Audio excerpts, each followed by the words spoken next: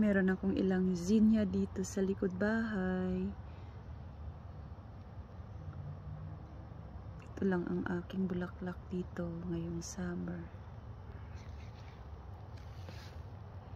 Sayang, ito lang ang nabuhay sa mga tinanim ko na galing sa buto. Ewan ko, ayaw yata nila sa akin kaya kaunti lang silang nabuhay.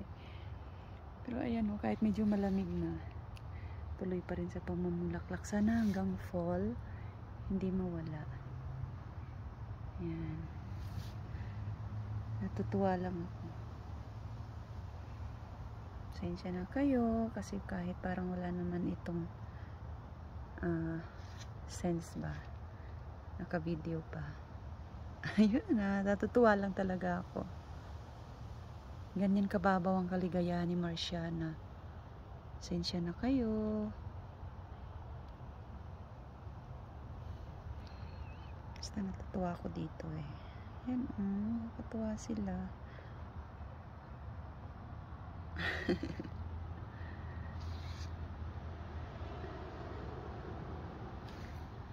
Ito. Ang dami pa rin siyang namang maliliit Yan. Nakakatanggal din siya ng stress. Nakakatuwa.